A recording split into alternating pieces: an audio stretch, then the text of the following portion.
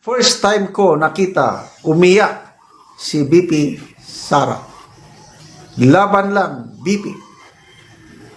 So, ako rin, never na nakita ko in public si BP Sara na umiyak. At ito, nung pinanood ko ito, umiyak nga.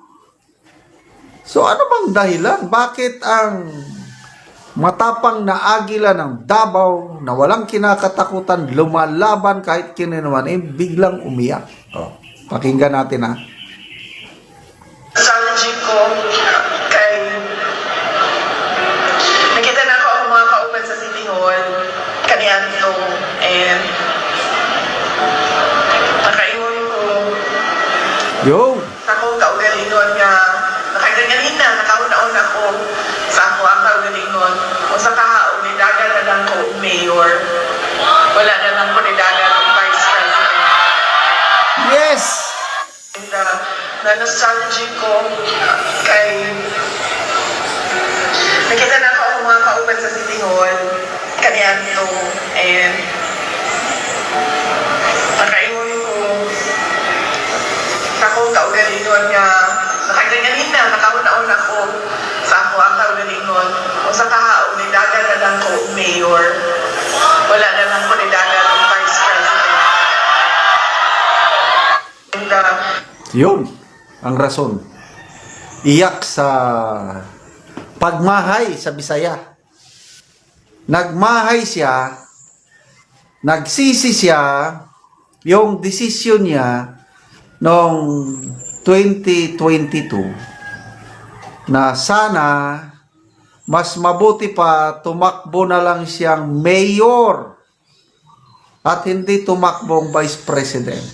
At sana nga, kung may time machine lang sana, hindi tayo sana naghihirap ngayon eh.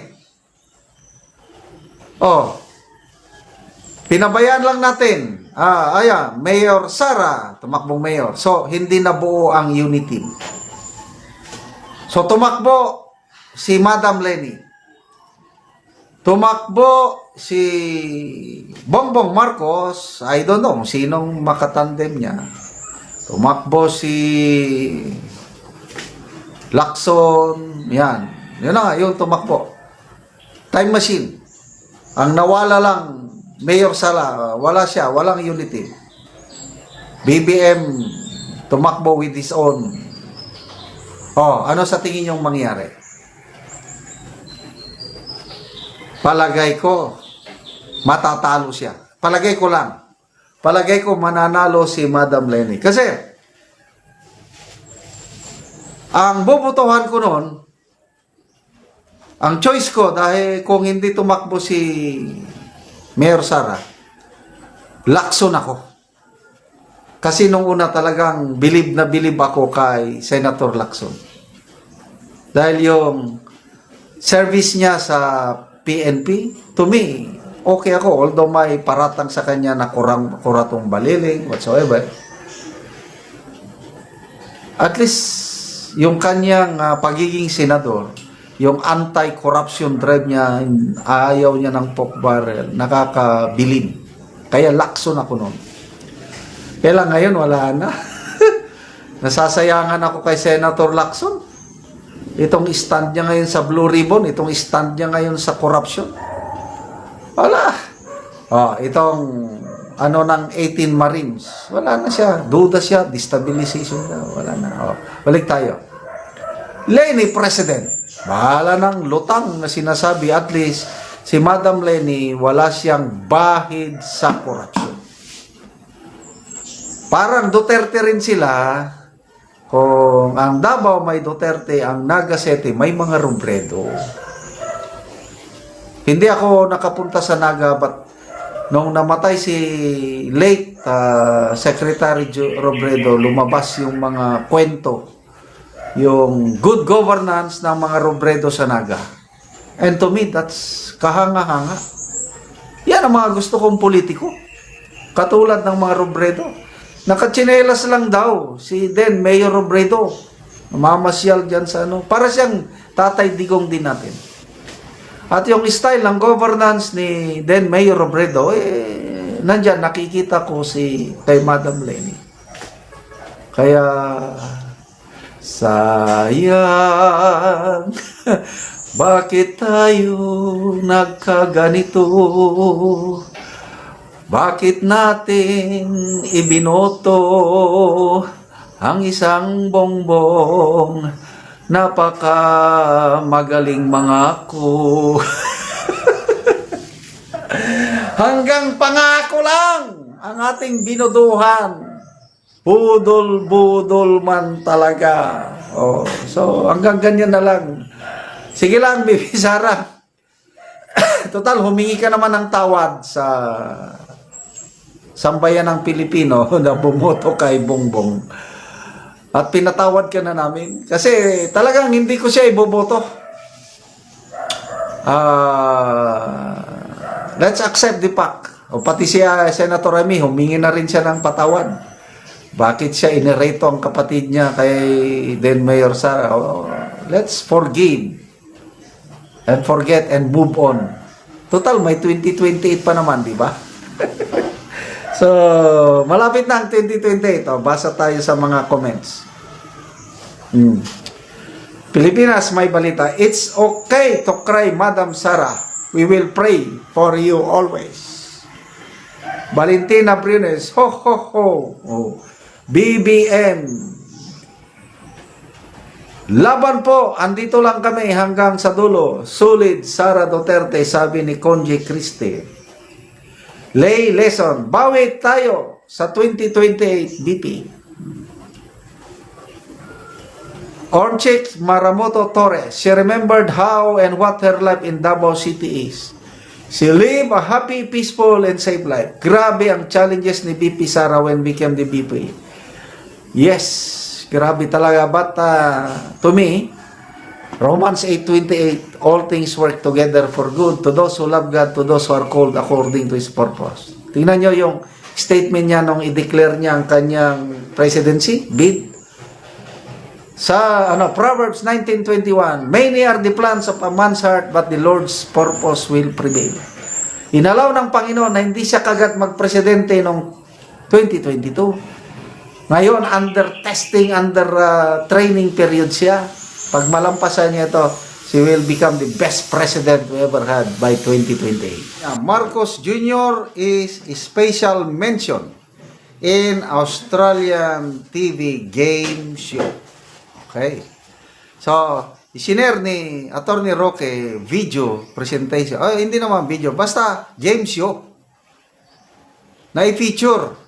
Okay lang sana na-feature nang dahil sa magandang ginawa. Wow. Karangalan natin yan.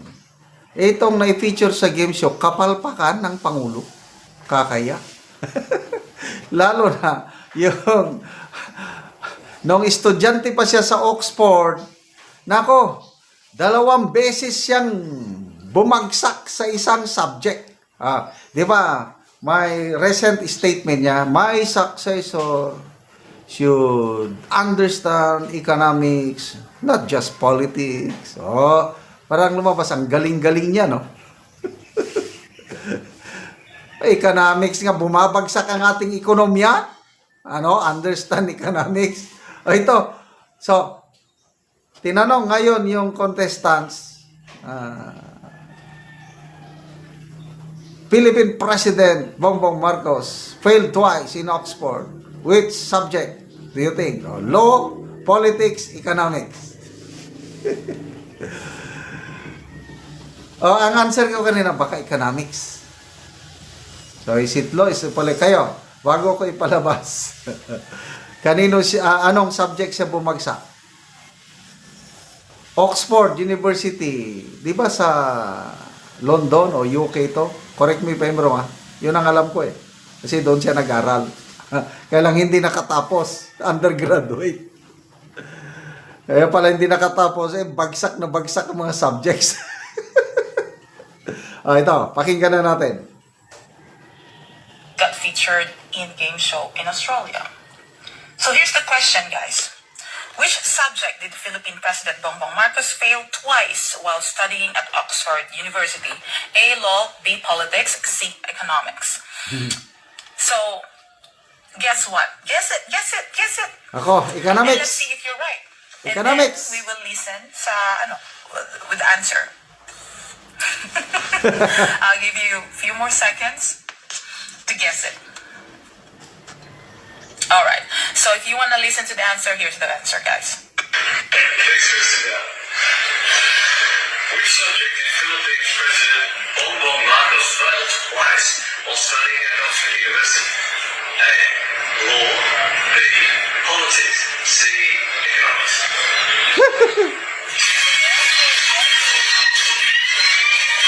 Let me know if the answer. President Bongbong Marcos. Well, it sounds like it would be more funny if it was politics, so... Politics. Right. So you locked in politics. Locked in politics. Correct answer is... Yeah. Correct. Politics is right. My name is Chase Lockett. How ironic, right? That explains. Twice. He failed twice. Guys, did you know BBM? You know BBM? Naging issue yan nung kampanyahan 2022, di ba? Na ang mga kakamping, undergraduate yan. Hindi nakatapos. Kung ano-anong depensa natin noon. Hindi. Certificate. Tamang mga kakamping. Ay, nako. Ang hirap mabudol, ano? Akala natin ang galing-galing niya. Kailang magaling lang palang magsalita. Politics. Anak siya ng presidente. Sabi niya, it's my advantage. I grew up as a son of a president. Nakikita ko ang aking father, how he dealt with politicians and so and so. Tama nga naman. Anak siya ng presidente. Alam niya yan. So akala ko, bilib na bilib ako nung una. Yung pala, ano ngayon nangyayari sa Philippine politics, Philippine economics, Philippine state of life. Wala. Instead na, bayan, babangon muli. Ay, hindi, baliktad. Bayan, bumabaon. Lugmok ang ating ekonomiya ngayon. Lowest in how many years? 4.4 lang ba yung economic growth natin noong 2025? Mismo na ang Bangko Sentral Governor nagsabi, wala na kaming magagawa sa Bangko Sentral. Yung aming mga monetary policy hindi na kayang i-spur o ipatasin ng economic growth. Ang challenge is nasa administrasyon. Yung fiscal reforms nila, yung how do they correct governance failures. Kapalpakan sa pag-manage, pagdumala, pag-governance, palpak. Kaya bumabagsak tayo. So yun, bagsak. Speaking of bagsak, malala ko si Tatay Digong. Diba, bugoy-bugoy din siya. Na-expel siya sa high school niya eh. Sa isang eskwela, na-expel, kaya pinadala sa isang eskwela, tinabi ng tatay niya na maging kargador ka lang sa pantalan. And then, nakatapos ng high school, kailan 7 years ba yun? Basta, matagal bago siya nakatapos. Bugoy-bugoy. Then mamaya, nag-koleyo, kumuha ng law. Hanggang pasado lang daw siya, 70 plus lang kanya mag-grado. At least nakapasa. Nakapasa rin. Naging prosecutor. Kailang marunong sa diskarte si Tatay Digong. Mautak ba? Itong BBM natin ngayon, I don't know saan siya marunong. Marunong magsinunga. Bahala na kayo. Marunong magna. Bahala na kayo. Marunong mangako. Ayan. Ang dami niyang karunungan din eh. Dami niyang pangako. At the end of my term, my legacy, wala nang magugutom na pamilyang Pilipino.